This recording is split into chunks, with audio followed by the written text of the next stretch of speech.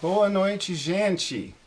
Muito obrigado para prestigiar esta aula sobre a história da Bíblia e suas traduções. Como sempre, eu gostaria de começar com uma oração. E o primeiro está escrito aqui na tela. Espero que está visível. Guiará os mansos em justiça, aos mansos ensinará o seu caminho. Essas são as palavras do Senhor através de Davi em Salmos 25:9. Gostaria também de orar, Senhor, que abre nossos olhos e corações para melhor entender Sua palavra e glorifica a Sua palavra para sempre. Amém. Ok. Então, o objetivo da aula hoje à noite é para como a gente tem 100% de confiança no Senhor, devemos ter 100% confiança na Bíblia. E também para firmar nossa fé. Então, onde estamos hoje? Eu acho que a crise de hoje é que muitas igrejas confirmam confiança somente nas seguintes formas. Primeiro, as escrituras totais, não cada palavra, nem cada versículo. Somente os autógrafos originais. Então, mas o que o Senhor fala? Ele fala, através de Davi, que as palavras do Senhor são palavras puras, como prata refinada em fornalha de barro, purificado 7 vezes. Tu os guardarás, Senhor, desta geração os preservarás para sempre. Esse é um versículo fundamental, Salmos 12, versículos 6 até 7. Ou seja, inspiração, que é a palavra pura, e preservação para sempre. Então, quais foram as primeiras formas da palavra do Senhor? Quais foram? Então, gente, primeira forma foi em pedra, depois papel pergaminho, que é pele de animal, e rolos de papiro e de planta. Então, segundo estudiosos modernos, antes de qualquer cópia, são os autógrafos originais. Talvez você não já ouviu falar dessa frase, mas uma frase que infelizmente já está muito usada nos Estados Unidos e na Europa nas igrejas. Para eles, a única Bíblia 100% confiável. Um problema é que ele não existe e nunca existiu. Ou seja, é muito conveniente para alguém, para várias pessoas, e como vamos ver mais para frente. Onde estão as principais áreas das dúvidas modernas? Sabendo, gente, que a primeira estratégia do diabo já foi escrito lá em Gênesis 3:1, onde o serpente pergunta a Eva, assim que Deus disse? Ou seja, a primeira estratégia do diabo é jogar dúvida em cima da palavra. Então, onde vêm as dúvidas modernas são as cópias e as traduções. Então a gente vai pesquisar, olhar junto, para a gente ter, não precisa ter dúvidas. Então, gente, como a Bíblia, vamos dizer metaforicamente, foi soprado por Deus. Como Adão recebeu seu espírito, a Bíblia também. Então, segundo Timóteo, toda a escritura é divinamente inspirada. Está dizendo toda a Escritura, não só uma parte. Porque a profecia nunca foi produzida por vontade de homem algum, mas os homens santos de Deus falaram inspirados pelo Espírito Santo. Segundo Pedro 1:21. Além disso, sabendo primeiramente isto, que nenhuma profecia da Escritura é de particular interpretação. A gente vai voltar com esse versículo importante. E para os 3 versículos, gente, profecia igual da palavra, falando da palavra inteira. Ok, então vamos pensar juntos um pouco sobre a Bíblia inteira. Onde, como e quando foi escrita?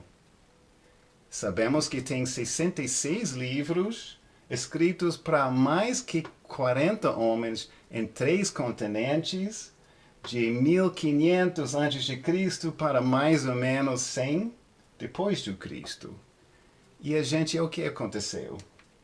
Não tem nenhuma contradição real.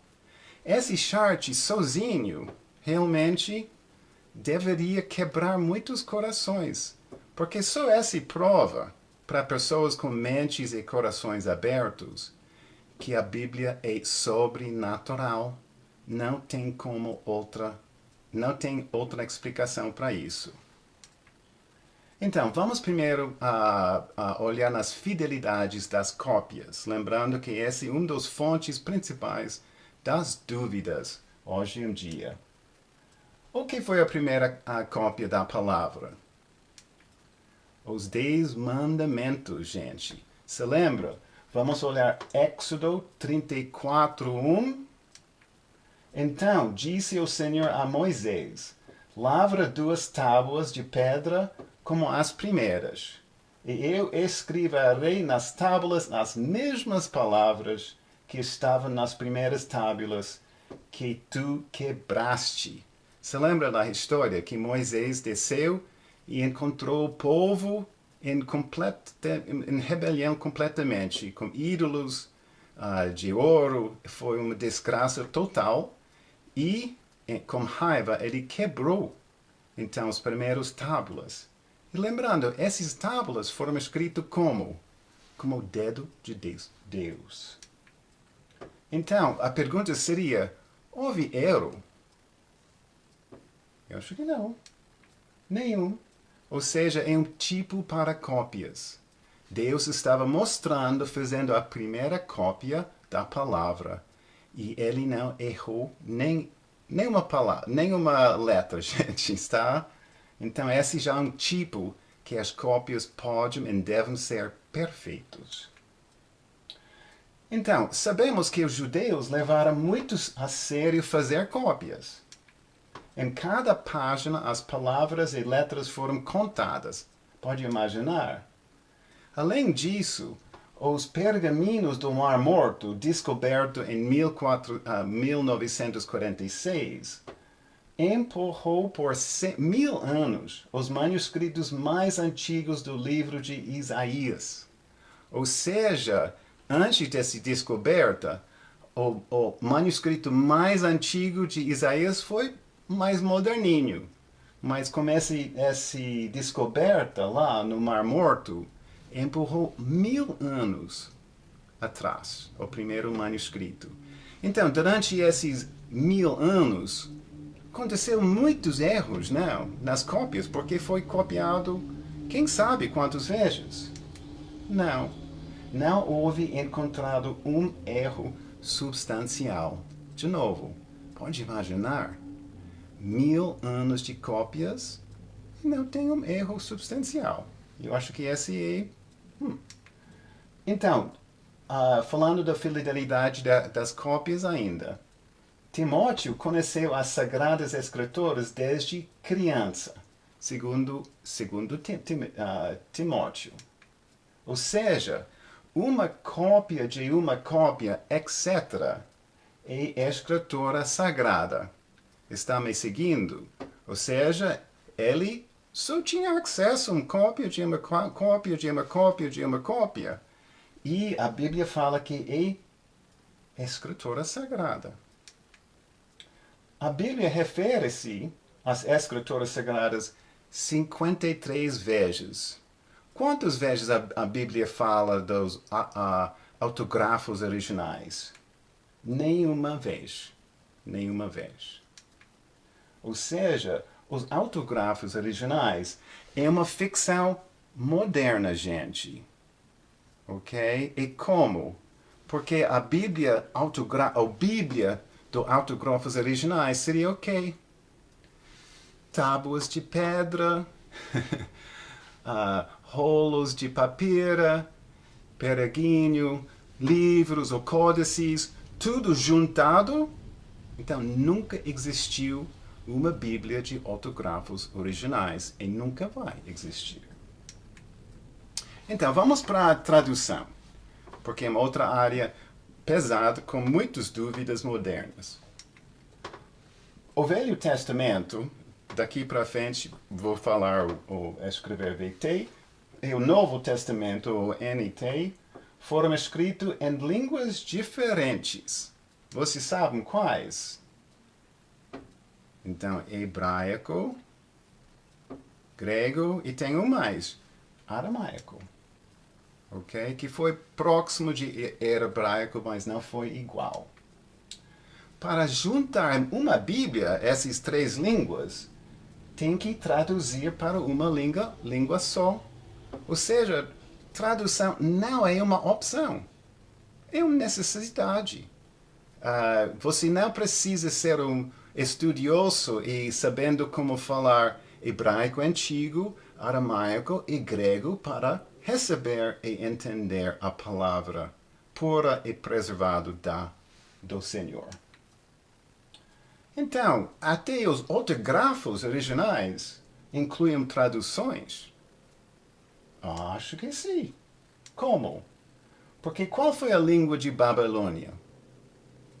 Onde Israel foi em exílio? Não foi hebraico. Foi aramaico. Então, em qual língua escreveu o Daniel durante o exílio? Escreveu em aramaico e hebraico. Está vendo que até então o Torá, ou depois disso o Velho Testamento em hebraico, inclui traduções. Em qual língua Nosso Senhor ensinou? Então, não temos 100% de certeza, mas aparentemente aramaico, de vez em quando hebraico. Então, todas suas palavras foram traduzidas em grego. Está vendo que tradução talvez não é um grande problema. O Senhor citou o Velho Testamento muitas vezes. Ele falou uma vez, eu fui citado erroneamente aqui. Ok, estou brincando um pouco aqui. O Velho Testamento, porque o Senhor Jesus Cristo apareceu? Diretamente não, mas em teofanias. Mas então, ele nem reclamou que ele foi citado erroneamente uma vez. O Senhor falou uma vez, houve um erro na tradução aqui? Acho que não. Nunca. Hoje em dia, então, é certo para muitos pastores falar, essa tradução pode ser melhor, essa palavra... Talvez não. Ou seja, quando você tem uma Bíblia pura e preservada, não precisa reclamar nem falar tem coisas melhores. É só concentrar na palavra do Senhor. Então, vamos para a fidelidade da palavra preservada. Ou seja, copiar ou traduzir perfeitamente seria difícil demais para Deus? Aí eu acho que não. Hein? Claro que não. Eis que eu sou o Senhor, o Deus de toda a carne. Acaso haveria alguma coisa demasiado difícil para mim? Essa é uma pergunta retórica, gente, de Jeremias. claramente, tem nada difícil demais para o Senhor. Desde então, preservar sua palavra pura seria complicado demais para Deus? Eu acho que a resposta é claro. Pelo contrário, ele prometeu de preservar para sempre. Você lembra Salmos 12? Para sempre.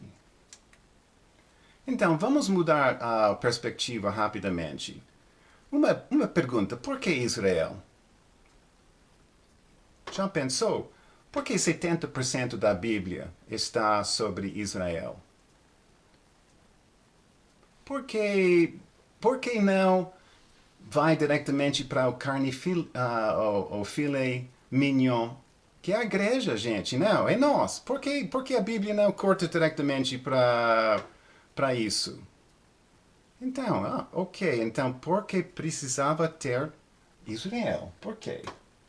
Primeiro, a gente está vendo, obviamente, agora no Médio Oriente, para dividir as nações.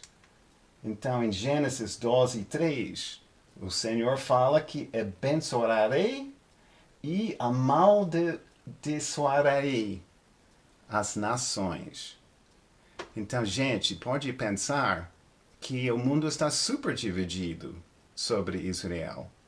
Talvez durante o mandato de Trump, foi Trump e Bolsonaro que apoiaram alguns outros e agora quem?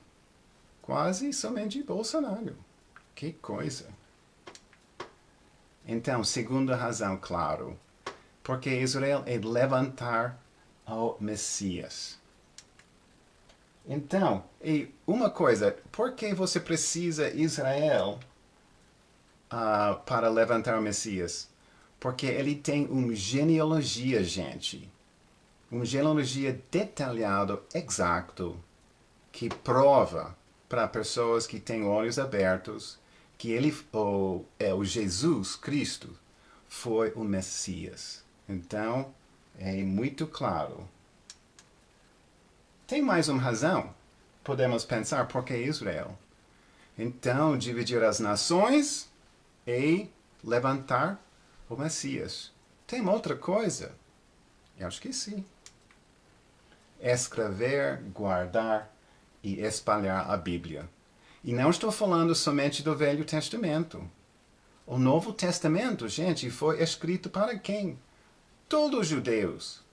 Fora talvez de Lucas, um gentío. Então, olha isso, gente. Israel teve e ainda tem papéis super importantes. Então, vamos diretamente agora para a criação do Novo Testamento. Já olhamos um pouco sobre a fidelidade das cópias e traduções no Velho Testamento, que realmente fazer cópias e traduções não é um problema para Deus.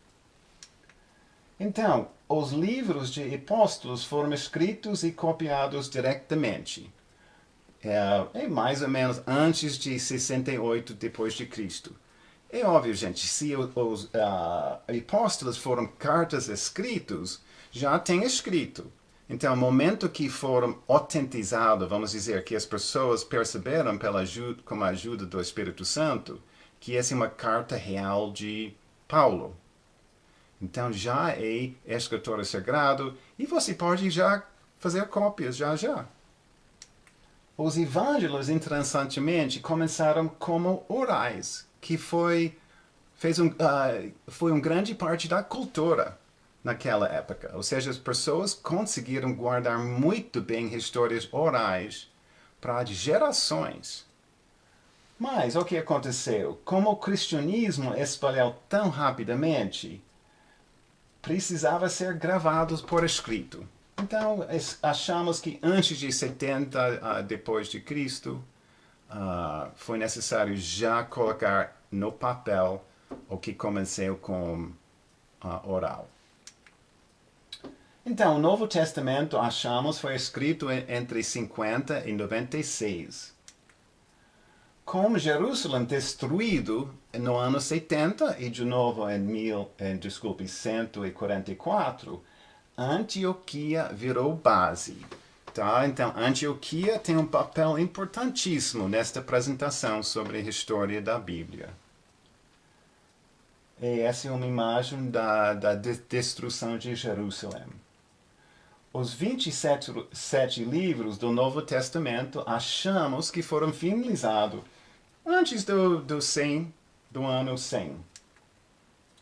Então, gente, aconteceu um milagre mesmo, que esse grupo de documentos juntado começaram a espalhar. A gente vai ver o milagre que Deus fez com esse livro.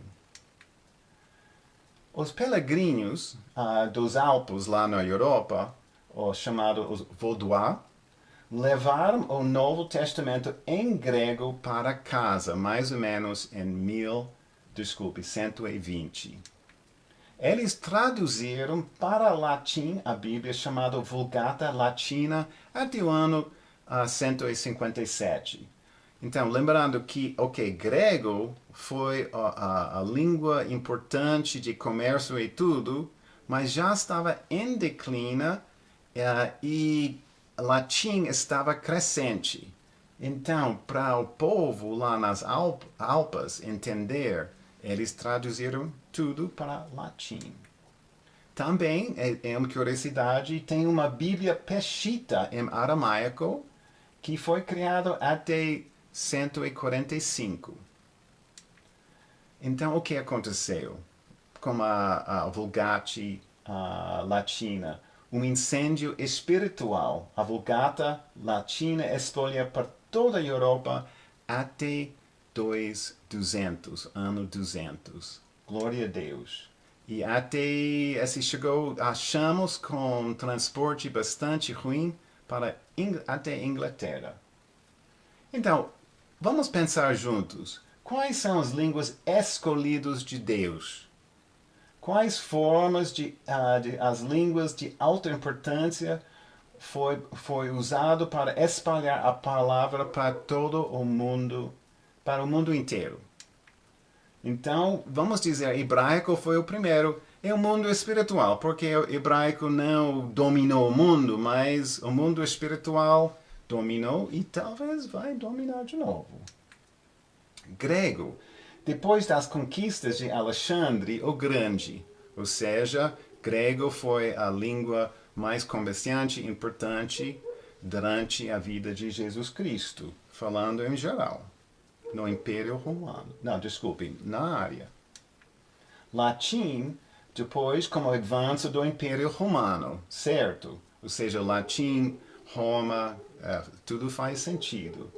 E por fim, qual é o próximo e talvez última língua escolhida por Deus? Talvez inglês. Das potências globais, Inglaterra e os Estados Unidos. E essa língua, ou seja, esses dois países, lançaram o maior movimento missionário da história do mundo. E sabemos que inglês é realmente a língua global hoje em dia. Então, vamos pensar juntos, porque eu acho que vocês já sabem, tem problemas com nossas Bíblias. Então, qual é a fonte desses problemas? Por que tem problemas? Então, a história é muito curiosa. Então, achamos que tem dois nascentes. O primeiro, a Bíblia criada em Antioquia, é o nascente puro. Então, não sei se dá para ver, mas aqui é Jerusalém embaixo e Antioquia hoje seria o país de Síria. Você vai ver aqui Egito e Alexandria aqui ao lado, porque a gente vai falar mais da Alexandria também. Então, uma Bíblia criada e promovida em Alexandria, Egito, é o nascente sujo.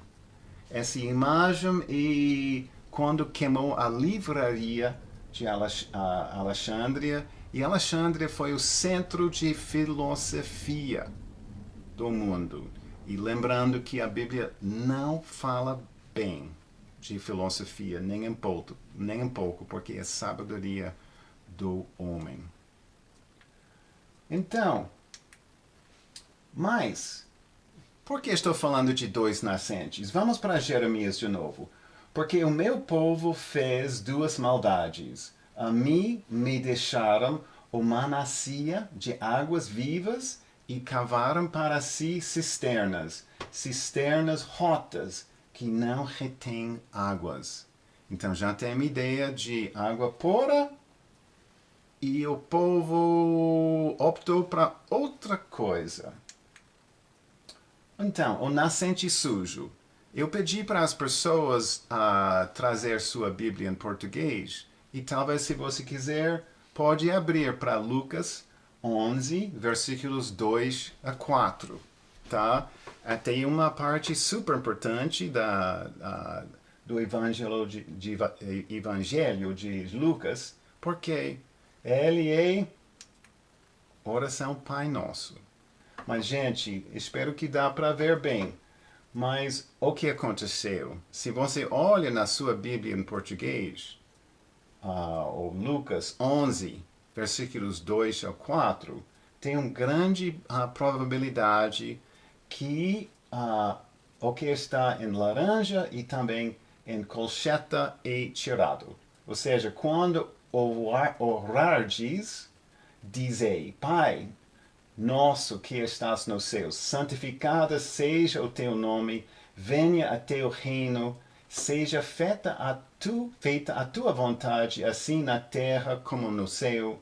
Dá-nos cada dia o nosso pão cotidiano, e perdoa-nos os nossos pecados, pois também nós perdoamos a qualquer que nos deve, e não nos conduzes à tentação, mas livra-nos do mal. Então, gente, você está olhando talvez na sua versão e perguntando o que aconteceu. Então, só para a gente parar e pensar um pouco juntos, toda referência do céu tirado, tá bom? Está vendo que, céu tirado. A graça salvador de Deus, que está no frase última frase, livra-nos do mal, tirado. O Pai genérico está, então, tiraram nosso Pai, o nosso de nosso Pai, e somente deixou Pai. Mas tem um problema, o Pai genérico está usado pelos budistas, oculistas e até santanistas. Ou seja, o Pai Nosso agora, aqui, o Pai está pronto para o anticristo. Então, a pergunta seria, vou explicar já, esse não é mais o Pai Nosso, essa é a oração de Marcion, e a pergunta que todo mundo temos de pensar junto e fazer, e como entrou em muitas Bíblias modernas. É uma pergunta séria, e a gente vai tentar de responder dessa pergunta para o resto da aula, porque é uma pergunta crítica, acho. Então, para entender como entrou a oração de Marcion em tantas Bíblias, vamos seguir um pouco da cronologia. Então, mais ou menos 200 antes de Cristo é a data suposta da Bíblia Septuaginta, que é o Velho Testamento em grego. Suposta porque talvez não é certo. No segundo século depois de Cristo, o gnóstico ergue Marcion de Alexandria mutilou o Pai Nosso. Então, ele é de Alexandria. Tá. Alexandria talvez não é um bom lugar. E mutilou o Pai Nosso. Esse já está provado. Depois, uma outra erudito, um filósofo com o nome de Origen, criou uma Bíblia dele em grego, incluindo a Septuaginta e os livros apócrifos. Quem saiu da Igreja Católica claramente já ouviu falar, talvez já leu os livros apócrifos e a oração de Marcion. Então estamos vendo, olha, Ele saiu do Herege, Marcion, lá na Alexandria, e foi incluído para outras pessoas, e vamos ver onde ele vem, onde ele vai. Na realidade, aparece que ele, Origem, criou a Septuaginta na mesma época. Então, pode já ter uma decepção acontecendo, gente. Então, o que aconteceu? A igreja, sabemos que, como a Vulgata Latina, espalhando a palavra do Senhor para a Europa inteira, que foi a igreja, os cristãos estavam crescendo e recebendo mais e mais perseguição. Mas o Império Romano, primeiramente, achou os cristãos realmente uma ameaça e estava matando para caramba os cristãos. De repente, o Imperador Constantine se converte em 312. Estou incluindo uma tela aqui de Rafael, de 1508. Tem uma coisa curiosa que não está certo. Esse é o suposto imperador Constantine, antes de uma batalha, vendo uma visão da cruz e depois disso convertendo porque ele ganhou a batalha. Mas ele mesmo fala, não, ele não foi um cruz assim. Foi um anca que está aqui no lado, que é um cruz pagã. Ok? Ou seja, a cruz pagã, você já pode imaginar que tem problemas vendo. Mas na época, os cristãos ficaram felizes da vida, porque o imperador se converteu e de repente parou de matar cristãos. Então todo mundo ficou aliviado. Não. Mas o imperador cria a igreja católica e vira bispo dos bispos. Em 313, as igrejas fora do seu controle estão queimadas. Estão vendo, gente, que em 312 se converteu e todo mundo está festejando, comemorando. Um ano depois, já tomou controle e qualquer igreja fora do seu controle estão queimadas. Então, talvez as notícias não foram tão boas. Eles dizem que a Bíblia foi canonizada em 382. Mas lembrando que a Bíblia já juntou inteiramente antes de 100, do ano 100, que significa que já tinha a Bíblia completa. Ok? Com 66 livros, tudo certinho. E a Igreja Católica somente está canonizando muito depois o que já foi feito pelas crentes como o Espírito Santo. Os livros apócrifos, que são falsos e não inspirados, foram acrescentados em 393. O outro erudito, Jerome, criou uma Bíblia Vulgata Latina Católica em 405. Ou seja, ele roubou o nome Vulgata Latina porque essa Bíblia estava espalhando e criando um incêndio.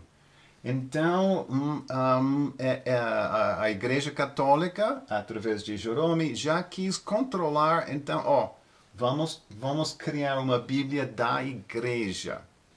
Ele deu um nome vulgar e roubou o nome Vulgata Latina. Então, esse está baseado no Septuaginta de Origem e os livros apócrifos de Origem. E o que mais entrou? A oração de Marcião, claro. Então, o resultado, gente, é uma Bíblia falsificada. Que tristeza. Que adicionou e tirou muitas palavras. Então, só para dar exemplos, adicionou o quê? Os livros apócrifos. Então, adicionando os livros apócrifos, está adicionando muitas palavras. Já vemos na oração de Marcião, de Lucas 11, tiraram muitas palavras.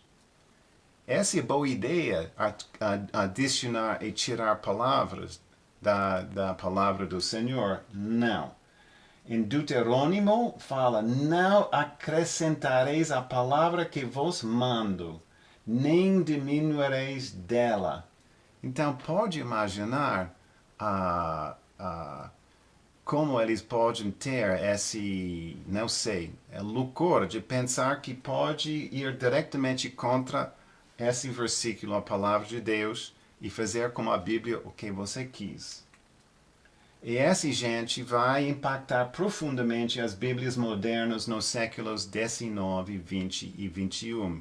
Ou seja, vai demorar um pouco para ver o impacto, mas ele chegou pesado. Então, vamos entrar rapidamente pela um pouco da história também, onde a Bíblia está bem envolvido. Tem o que se chama Idade das Trevas. Então, nas aulas das escolas públicas, eles vão dizer, causado como? Essa época, você sabe, escuro, trevas, sem luz.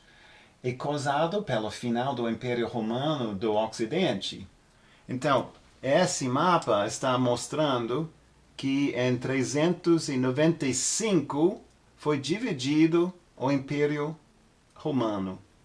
Então, segundo estudiosos, os professores modernos, essa divisão é o que causou a Idade das Trevas. Uma coisa curiosa, talvez é coincidência, mas você sabe que quando isso aconteceu em 395 foi quando, 2 anos depois de acrescentar oficialmente os livros apócrifos. Talvez não foi boa ideia fazer isso. E talvez não foi isso, gente, mas a Idade das Trevas foi porque a Bíblia pura foi banido e só Vulgata Latina Católica permitida. Então está vendo como o Império Constantine ele se converteu e logo depois, dentro de um ano, qualquer igreja fora de seu controle queimado. E agora tem uma Bíblia oficial da igreja, é uma Bíblia falsificada de Jerome, e ele é única permitida. Qualquer outra Bíblia, ou seja, Bíblia pura, está banida. Traduzindo, possuindo qualquer outra Bíblia punido com a morte. A gente pensa que cristão tem, você sabe, problemas e perseguição hoje em dia. Pode imaginar como foi? Então, cristãos que negaram doutrinas católicas tipo transubstanciação são queimados na fogueira. Transubstanciação é, por exemplo, dizendo que o biscoito realmente vira o corpo de Jesus e o suco, o vinho, realmente virou o sangue de Jesus. Então, se você respondia, não, esse não está na Bíblia, você pode ser queimados na fogueira. A Inquisição, que todo mundo já ouviu falar disso, liderado pelos dominicanos, mata milhões. As cruzadas, desde 1208, mataram mais cristãos que outros. Então, de novo, na escola pública, eles falam sobre as cruzadas como os cristãos perseguindo os muçulmanos, até matando os judeus no Médio Oriente. Na realidade, é que as cruzadas mataram muito mais cristãos. Ou seja, gente, milhões morreram para você pode ter uma Bíblia pura em sua língua, em suas mãos. Então, só pensa um pouco e dar gratidão para o Senhor e também para todos os servos dele que se sacrificaram, os milhões que morreram, para a gente poder ter a Bíblia pura em nossas mãos. É uma coisa bem séria, gente, e convicta. Me convicta cada vez que eu penso nisso. Então, vamos voltar para as línguas escolhidas de Deus. Como eu mencionei, latim, então estava subindo e grego em declínio entre 1300. Depois, Deus está criando uma língua nova, inglês, entre 700 e 800. Em 900, latim morre como uma língua popular. Então, tem que lembrar que a Bíblia Falsa Vulgate Latina Católica é em latim. Ou seja, a única Bíblia permitida, sob pena de morte, é a Vulgata Latina Católica de Jerome, mas o povo já parou de entender latim. Então, a palavra do Senhor estava propositalmente completamente separado do povo.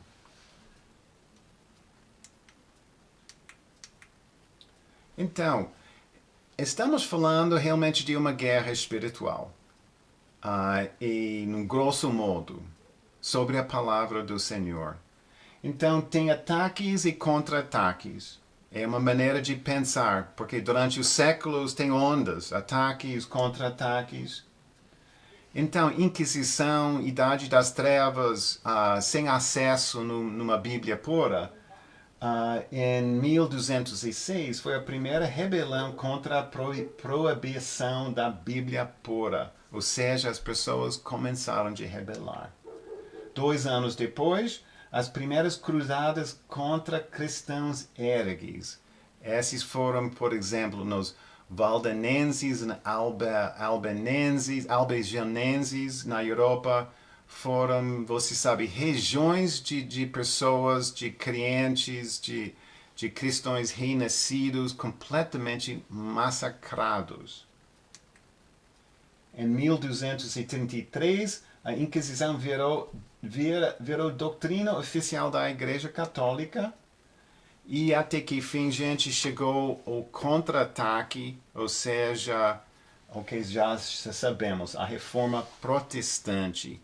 Essa é uma imagem do Lutero, lá no Diet de Worms, onde está? Isso mesmo. É o Dieta de Worms, em 1521. Mas agora vamos para as fontes da reforma. A gente só pensa que a reforma é depois que Martinho reclamou e começou a reforma. Não, começou bem antes. Então, bem antes, em 1382, John Wycliffe, da Inglaterra, traduz a Vulgata Latina original, ou seja, a pura, que também se chama itálico, para inglês.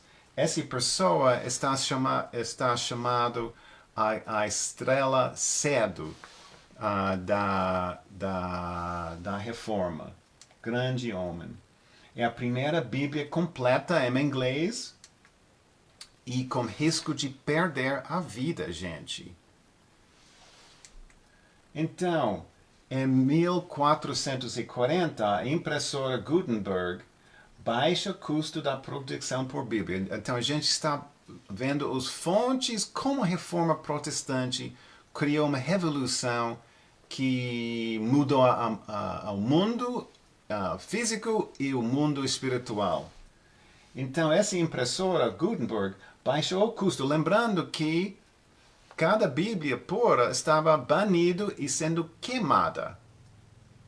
E quando foi manuscrito, levou muito tempo, mas agora, com essa produção, a impressora mudou completamente a relação econômica.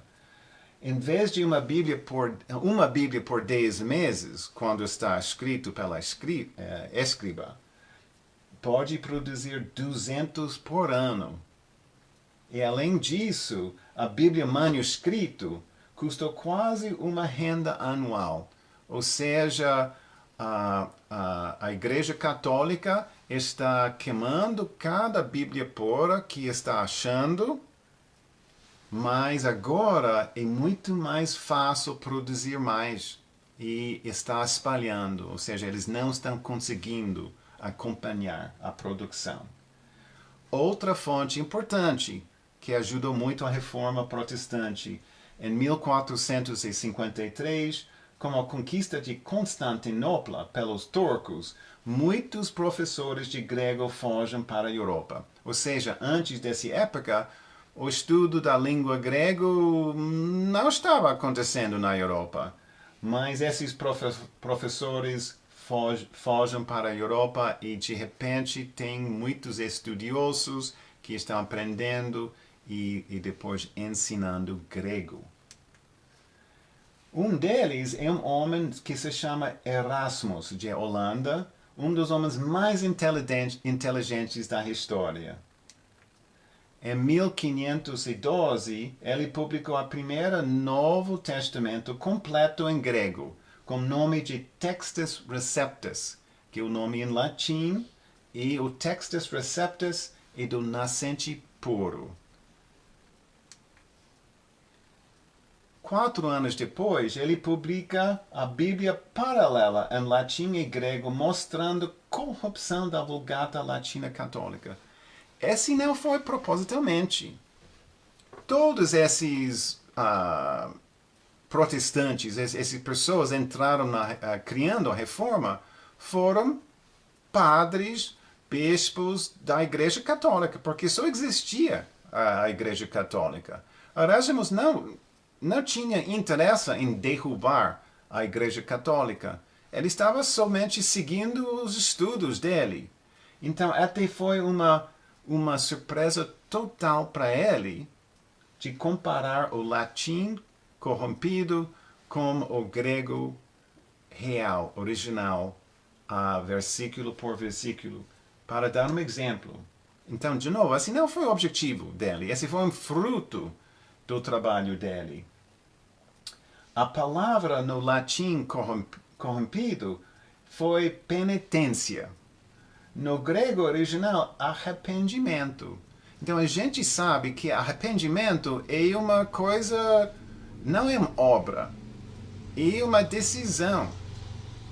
Mas penitência, sabemos, penitência inclui muitos tipos de obras, de sacrifícios, então vou orar a Maria 100 vezes. Então tudo isso faz parte, é uma obra que faz parte da penitência.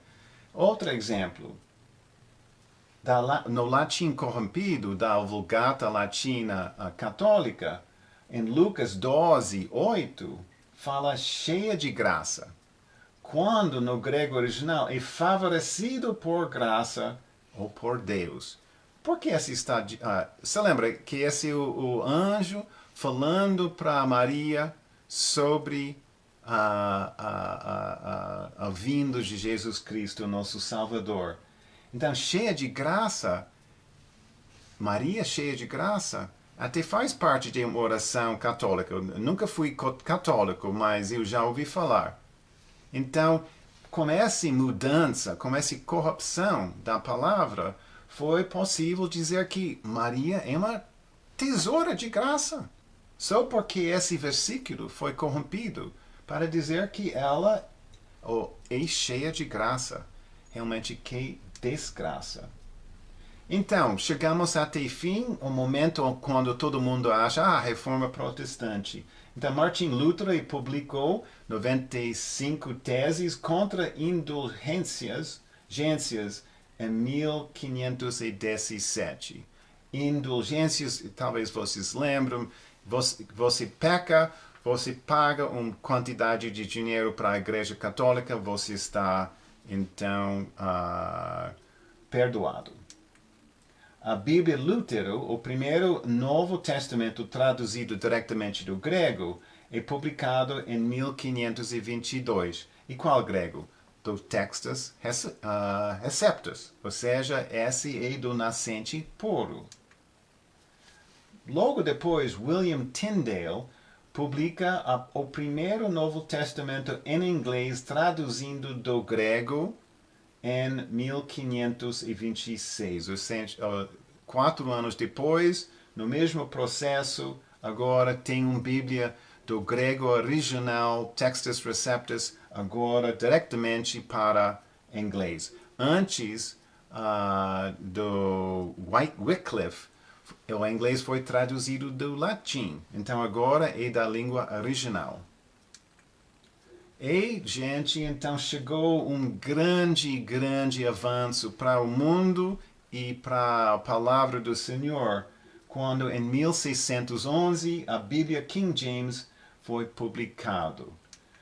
A Bíblia King James é o mais vendido livro da história. Achamos que mais de 5 bilhões de exemplares vendidos ou doados. E como foi criado em uma história incrível. 50 ou mais de grandes professores e teólogos trabalharam mais de 7 anos.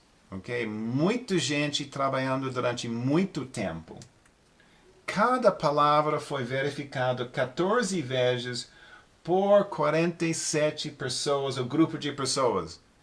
Pode imaginar, cada palavra foi verificada 14 vezes. E não somente por uma pessoa, mas 14 vezes por 47 pessoas, o grupo de pessoas. Ou seja, não existe um outro processo de traduzir e criar uma Bíblia tão dedicada que esta. Além disso, foi um processo aberto aos comentários de fora. Pode imaginar, esse super moderno, esse equivalente de crowdsourcing de hoje. E então, já em 1611, eles foram abertos de qualquer comentário do público e publicaram durante esses 7 anos para receber comentários. Que processo incrível, inesperado. Então, a Bíblia King James criou um incêndio espiritual. Okay? Ou seja, lembrando que a Bíblia Vulgata Latina, antes do ano 200, criou um incêndio espiritual. Agora temos mais um que a Bíblia King James criou. Esse inclui o movimento missionário de Inglaterra e dos Estados Unidos, por curiosidade, chegando até o Brasil no fim do século XIX. Se não me engano, foi um pastor presbiteriano que chegou dos Estados Unidos nesta época para trazer o evangelismo para o Brasil. E espalha a Bíblia pura e preservado pelo mundo inteiro. Porque, lembrando, o inglês já está virando uma língua global. E, além disso, a Bíblia King James já foi traduzida diretamente para mais de 700 outras línguas. Ou seja, o trabalho de criar a Bíblia King James foi tão bem feito que quando você encontra numa língua lá na Ásia que de uma tribo e ainda não está uma língua super bem escrita, então os missionários estão ajudando a letrar a língua nova, em vez de tentar de criar uma Bíblia dos textos originais em grego, hebraico e aramaico. Foi mais fácil de pegar a Bíblia King James e traduzir diretamente. Então, vamos falar sobre essa tradução um pouco mais. Claro, ele do Textus Receptus, em grego, de Erasmus.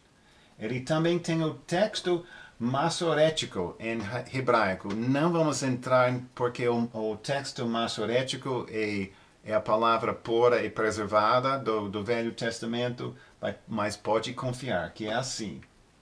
Ele também foi feito com equivalência verbal, ou seja, cada palavra a cada palavra, que significa se a palavra em grego é assim, então você vai fazer a tradução para inglês diretamente, palavra para palavra. Essa é essencial para a referência cruzada, e onde uma palavra a mais foi necessário para entender, está colocada em itálico. Então, é uma Bíblia super honesta, porque está dizendo, tudo esse é diretamente a palavra do Senhor. quando foi necessário acrescentar uma palavra a mais para a gente entender, porque em outra língua, de vez em quando, você precisa uma outra palavra para entender. Eles colocaram em itálico, para você saber, tá bom, eles colocaram esse para me ajudar a saber, mas essa palavra em itálico não foi do Senhor, diretamente. Também usaram equivalência formal. Então, todo tipo de palavra, por exemplo, substantivo, verbo, está traduzido ao mesmo tipo. Não tem equivalência dinâmica, que é muito importante, gente, porque equivalência dinâmica não é palavra por palavra, é por sentido. Tem um nome para isso, é parafrase. Infelizmente, toda a Bíblia moderna tem. É cheia de parafrase. E por que esse é um perigo? Porque toda a Bíblia moderna tem interpretação particular. Você lembra do 2 Pedro, capítulo 1, versículo 20? Proibindo interpretação particular. Parafrase é exatamente isso. O tradutor decidiu que o que o Deus realmente quis falar é assim, então vou fazer uma parafrase porque sem minha ajuda, pessoas não vão entender. Então, está fazendo uma interpretação particular sobre a palavra do Senhor. Então, a Bíblia King James nunca foi revisada porque não tem erro de interpretação tradução. Incrível. Esse já mostra que esse foi inspirado pelo Deus. Somente o inglês foi atualizado com mudanças ortográficas e linguísticas. E também está feito com o idioma inglês em seu apogeu, ou seja, nos tempos de Shakespeare. A inglês está ainda em declínio, gente. Agora que virou a língua também digital, que tudo está cortado, abreviado, a inglês está sofrendo. E a prova, em mais de 410 anos que a Bíblia King James está salvando almas. Ou seja, você vai conhecer a árvore devido da sua fruta. E a fruta dessa Bíblia é absolutamente incrível. Então, esse foi um avanço, um incêndio espiritual para o mundo inteiro que incentivou os grandes movimentos missionários pelo mundo inteiro. Mas o diabo não ficou feliz, gente.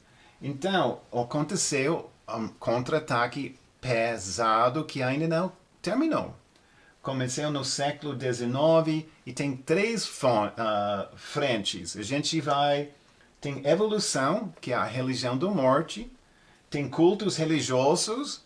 Por curiosidade, quase todos são no Novo Mundo, nos Estados Unidos. Ou seja, a guerra espiritual mudou com o tempo mais e mais do oeste. Ou seja, Médio Oriente, a guerra espiritual mudou para a Europa. Durante a Idade das Trevas, a Reforma Protestante, e agora pulou para o Novo Mundo, porque tem cultos religiosos para muitos. Mas a gente vai focar aqui na terceira frente, que é revisões bíblicas. Então, os manuscritos do nascente Suso se chamam alexandrinos. Se lembram, então, de Alexandria? Os três principais edis mais antigos são sináticos, vaticanos e alexandrinos. Então, vamos primeiro para o códice. O códice é o nome de um livro, ou seja, com páginas. Então, o códice sináticas, a datação do manuscrito nunca foi permitida. Eles dizem 350. Foi descoberto por um protestante alemão em 1844 no Monte Sinai, Egito. Eu já visitei esse ministério e já vi muitos manuscritos antigos lá. Ele tem um testemunho péssima. Essa é uma palavra, uma frase meio técnica sobre tradução e história da Bíblia, mas o que significa? Durante os 700 mais anos, 10 escribas tentaram de corrigi-lo. Ou seja, esse códice não saiu bem, e em vez de jogar fora, 10 escribas diferentes tentaram de corrigi-lo. E a pergunta deveria ser, qual dos 10 realmente conseguiram fazer a palavra certa? Não sei. Talvez nenhum. Não concorda com outros manuscritos antigos. Então, esse faz parte de um testemunho péssimo, que ele é única. Ele nunca foi copiado, o que aconteceu com Bíblias puras. E nunca foi fotografado até alguns anos atrás. E a gente vai ver por quê. Aqui espero que dá para ver nessa imagem. Mas esse é um livro que acho super importante. Aqui na capa, desculpe. Aqui na capa mostra cada um desses bloquinhos é uma página.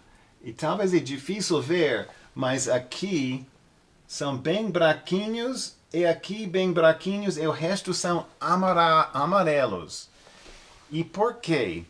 Porque esse, entre aspas, o protestante alemão, ele conseguiu tirar do vaso de lixo lá no ministério, segundo ele, as páginas brancas. Ele levou em 1844, as amareladas em 1859.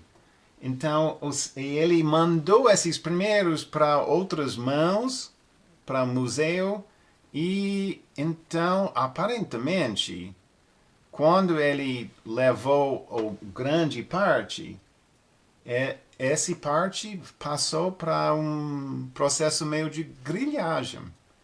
Talvez de chá, alguma coisa para envelhecer. Então, se fica claro a imagem, dá para ver visualmente que talvez esse manuscrito, esse códice, é corrupto. Então, segundo códice super importante para toda a Bíblia moderna, gente, é triste, é Códice Vaticanus. Eles dizem 400, em 1475 foi descoberto na Biblioteca do Vaticano outra testemunho péssima, porque não tem, então, genealogia. Não sabemos, dizem que foi criado em 400, mas para 1075 anos não sabemos em quais mãos passou. Ou seja, não tem uma genealogia que faz parte de um testemunho péssimo.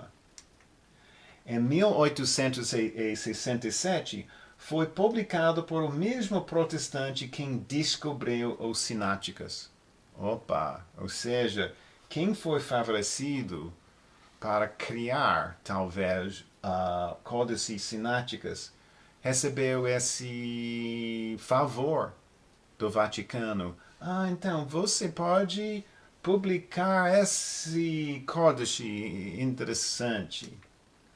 E ainda está na Biblioteca do Vaticano. Então, vamos falar desses três. Esses códices problemáticos foram tratados ou escondidos por monges e católicos. Tem 3.000 conflitos entre si nos evangelhos só. Ou seja, eles não são de acordo. Eles dizem que são os 3 códices mais antigos, mas não falam numa voz, e falam vozes completamente diferentes. Entre os 4 códices mais importantes, não tem 2 versículos em sequência que concordam. Pode imaginar? Ou seja, eu estou achando que talvez nenhum desses é realmente a palavra do Senhor. Mas o problema com isso é que, como eles não concordam, e a gente vai ver, os estudiosos acham que esses são os melhores manuscritos existentes. Eles não concordam.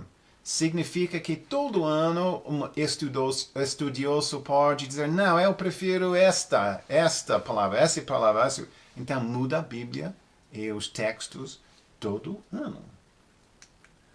Então ser o mais antigo não significa ser o melhor. Por quê? Porque pensamos bem, uma Bíblia pura, um manuscrito com palavra pura, está super usado. E o mais usado envelhece mais rapidamente. Então, se uma Bíblia está pura, está aceitado, e ele cai em pedaços mais rapidamente. Se o manuscrito está corrompido, e pessoas percebem, esse não serve, ele fica sem uso. Então, significando que o mais antigo, em vez de ser o melhor, pode ser o pior. Nunca foram copiados, foram rejeitados. Ou seja, mais um testemunho péssimo e que esses 3 principais nunca foram copiados.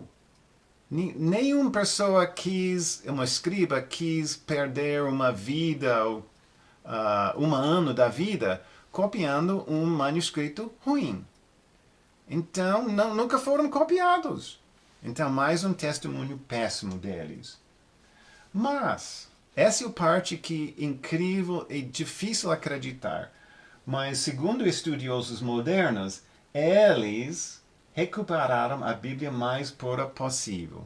Seja bem, ou seja, especialmente esses 3 códices, entre aspas, mais antigos, e realmente é a palavra pura, o mais próximo. Mas uma dúvida, se eles estão certos, isso significa que para 1800 anos o Deus escondeu a palavra pura. Porque lembrando que esses códices mais antigos, importantes, foram descobertos em 1847 pela primeira vez. Ou seja, para 1800 anos, o Deus escondeu a palavra pura dele. Você acha? Talvez não. O Salmo 100, versículo 5 fala: Porquanto o Senhor é bom e eterna a sua misericórdia, a sua verdade dura de geração em geração. Então, a sua verdade, claramente, é a palavra e dura de geração em geração. Que significa que não some para 1800 anos e chega de novo. Ok, os manuscritos alexandrinos, que é o nascente sujo, incluem os livros apócrifos, concordam com o Septuaginta, baseados na Bíblia de origem, incluem a oração de Marcion. Estamos vendo, se lembra, como entrou a oração de Marcion em muitas Bíblias modernas. Em total, tem somente 44 manuscritos que estão chamados alexandrinos. Ok, então mais de 3 ou 4 e tem 44 dentro da família. Mas o nascente puro. Os manuscritos antioqueiros, em total, tem mais de 500, 700 manuscritos. Está vendo a diferença? Não incluem livros apócrifos, não concordam com o Septuaginto, não têm os livros apócrifos, não estão baseados na Bíblia de origem e não incluem a oração de Marcion. Eles estão massivamente de acordo entre si. Então está vendo que o testemunho deles é ótimo. Além de ter uma quantidade, eles são iguais quase. Ou seja, são manuscritos copiados, e são massivamente de acordo entre si. No entanto, estão rejeitados pelos professores modernos. Que coisa. Então, um versículo predileto meio é triste, mas tem muita verdade. Romanos 1, 22, dizendo-se sábios, tornaram-se loucos. É triste, mas verdade. Então, falando um pouco mais, o nascente sujo, E como a água do nascente sujo substituiu a água pura. Então, todo mundo tem que estar pensando, como aconteceu isso? Então, infelizmente, dois anglicanos e espíritas que admitiram ser hereges, decidiram criar um Novo Testamento novo em grego, baseado nos manuscritos alexandrinos. E mal notícia, gente. Depois de 2 séculos e meio sem revisão, a Igreja Anglicana, que é a Igreja do Estado da Grã-Bretanha, ainda hoje, a Igreja Anglicana decidiu actualizar a Bíblia King James. Que coisa! Os dois anglicanos foram convidados pela igreja a participar em um comitê de revisão. Pode imaginar? Dois espíritas que admitem de ser hereges estão convidados porque eles são estudiosos, tal, famosos. Estão convidados para fazer a revisão da Bíblia King James. Então, aqui são os dois. Westcott e Hort substituíram o Textus Receptus, que é o nascente puro, grego, Novo Testamento, e para o Novo Testamento deles, em grego. Que coisa! Houve 9.000 diferenças em grego como Textus Receptus. Essa é outra coisa incrível, que o comitê, o mandamento do comitê que criou esse grupo para fazer a revisão, pediram para fazer o mínimo número de mudanças possíveis. 9.000 diferenças não parece o mínimo possível, longe disso. Em 1881, publicaram o Novo Testamento dele junto com uma versão revisada. E desde então, o Novo Testamento Westcott Hort está à base para Nestlé Alain e United Bible Society Novo Testamento em grego e quase todas as Bíblias modernas, gente. Que coisa. Ok? Que tristeza. Em Brasil se chama texto crítico. Infelizmente, gente, as Bíblias brasileiras não são muito honestos e com pouca frequência revela a fonte do texto. Então, as Bíblias em português que eu já vi, você olha no prefácio, olha, é difícil para eles achar que eles admitem, então, os textos em grego são tal. Os textos em hebraico, fonte tal. Quando, por exemplo, em inglês, as Bíblias em geral falam mais diretamente quais são as fontes daquela Bíblia.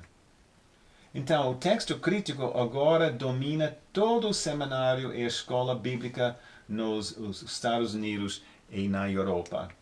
Para eles, não tem a palavra pura e preservada de Deus. Que tristeza!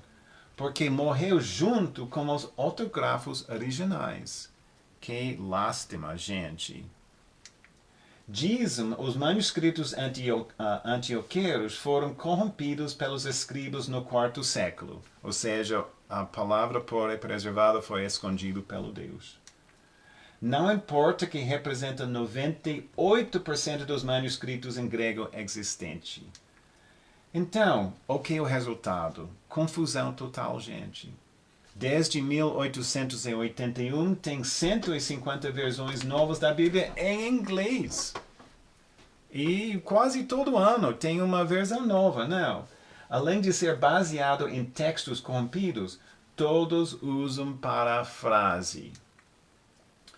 Então, o problema de parafrase é o seguinte: qual é a palavra do homem, qual é a palavra do Senhor?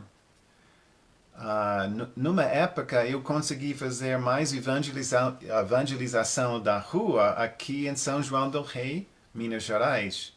E eu lembro encontrando alguém, porque a ideia foi abordar as pessoas e fazer algumas perguntas para descobrir: você acredita em Deus? O que você acredita?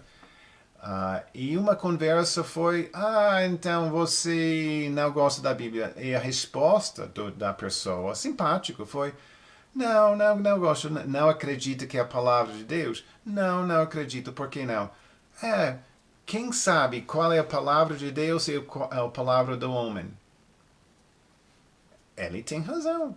Uma Bíblia moderna, não sabemos. Porque parafrase significa que a palavra do homem está super misturado pela Bíblia inteira. Então, outra parte da confusão total em versões novas todo ano, e para ter direitos autorais e royalties, tem que modificar toda a versão substancialmente. Então, está vendo que a Bíblia King James, por exemplo, em vez de fazer uma revisão pequena, não, foi massivo. E cada versão, para poder ganhar mais, tem que fazer muitas modificações, senão você não pode ter direitos autorais. Então, felizmente, graças a Deus, somente a Bíblia King James está em domínio público. Então, outra coisa, já tem 28 revisões do Nestlé Alain, o base do todo Novo Testamento moderno. Lembrando que a Bíblia King James e o Textus Receptus, ou que é o base em grego do Novo Testamento, nunca foram revisados. E Bíblia moderna, a fonte da Bíblia, nesse caso, a base do grego do Novo Testamento, já sofreu 28 revisões. Quando? Menos de um século. Então, por que Deus não é o Deus de confusão? Então, seja quem é a fonte dessa confusão, gente? É claro que Deus não é o Deus de confusão, segundo o 1 Coríntios 14, 33, mas é o inimigo, que é a fonte da confusão total que foi criado. Tá? Então, temos alguns minutos mais. Eu vou entrar. Primeiro, vamos olhar alguns versículos mais para ver por que é um perigo que Bíblias modernas seguem esse nascente sujo.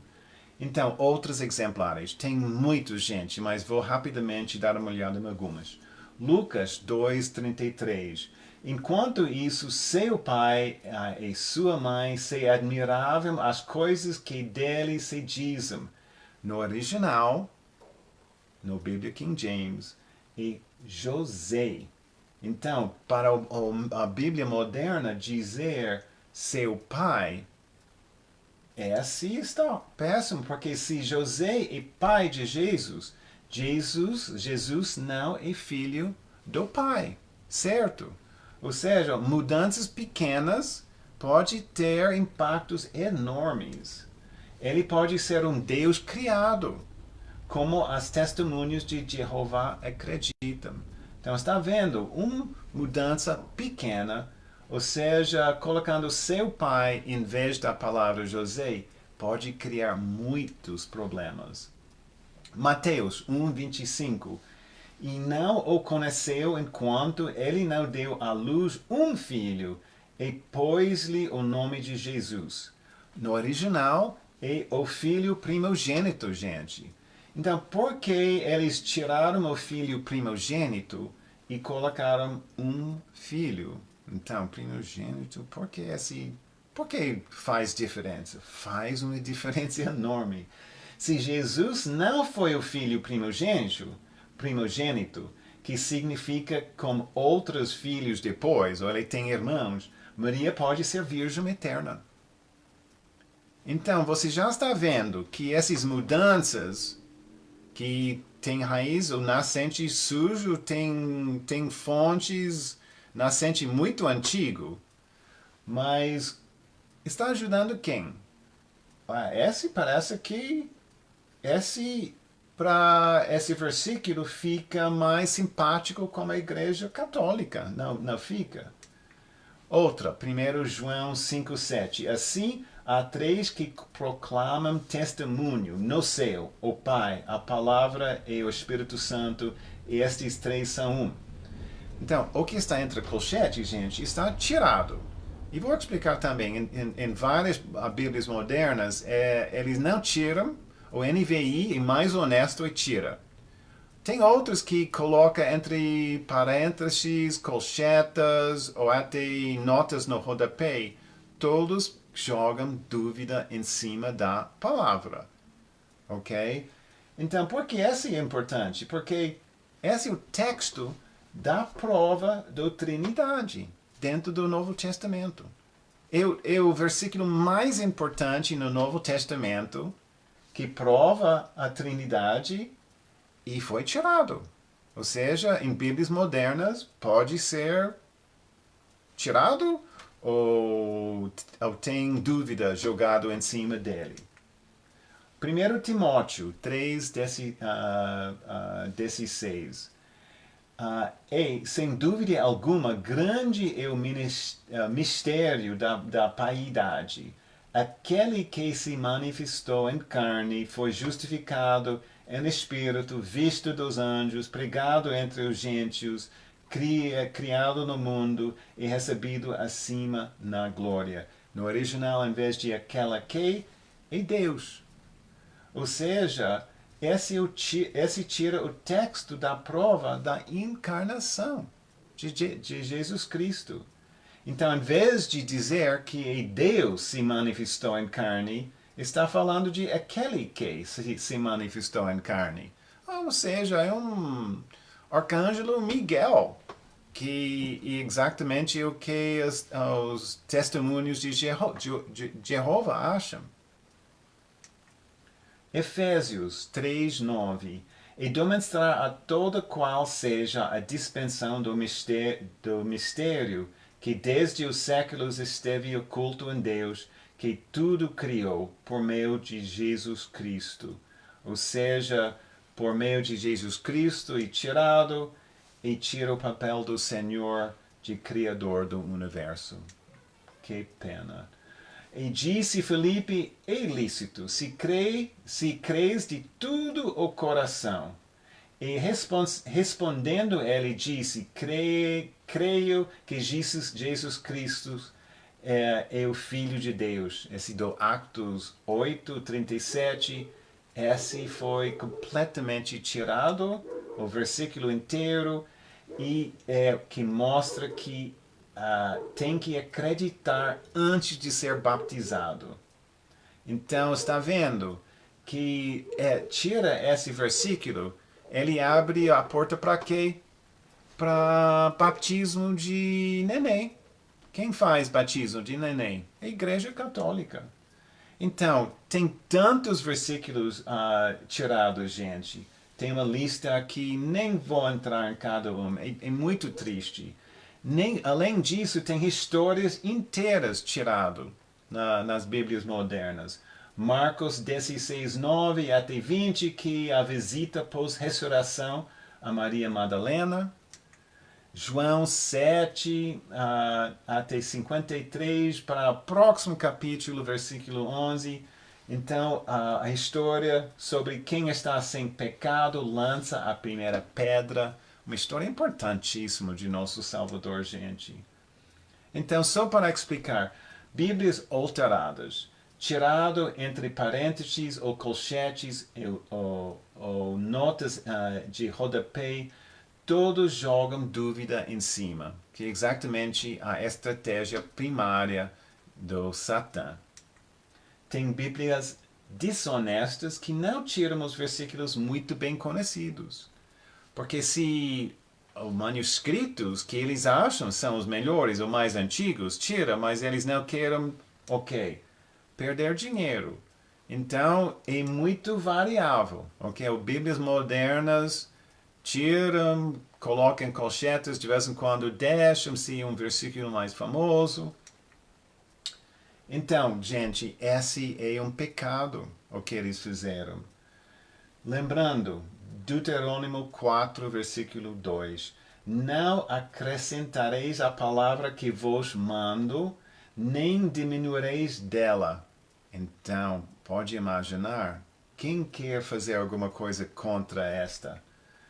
o NVI tira quase 64 mil palavras em comparação com a Bíblia King James. Muitas palavras tiradas.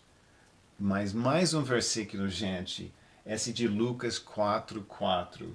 E Jesus lhe respondeu, dizendo, está escrito que nem só de pão viverá o homem, mas de toda a palavra de Deus. Essa última frase, mas de toda a palavra de Deus, foi tirado, gente. E então, dá para entender por quê. Porque quem estava fazendo essas Bíblias falsificadas não pode dizer que o homem viva mais de pão toda a palavra de Deus. Não uma grande parte da palavra de Deus. Toda a palavra de Deus. Então, essa frase é um pouco perigoso para quem está tirando muitas palavras. Então, foi tirado. Tá? Então, a gente já está chegando no final. Eu agradeço muito. Me desculpa para qualquer confusão, se não deu para entender meu português. Se alguma coisa não ficou muito claro, estou sempre muito disposto de responder qualquer dúvida, pergunta. Esse assunto, a Bíblia pura e preservada, é uma paixão minha, porque acho que esse dá um base de confiança para a gente. Que quando você sabe que você tem uma Bíblia pura e preservada em suas mãos, tira muitas dúvidas. Não precisa pensar, pode ser que significa... não, gente. Pode ser que tradução errada. Não, pode ser cópia, foi mal copiado. Não precisa mais dúvidas. Pode só confiar. Quando você tem a palavra do Senhor nas suas mãos, a vida fica muito mais fácil. Então, muito obrigado, gente. Espero que foi proveitoso. Deus lhe abençoe abundantemente. Muito obrigado por assistir.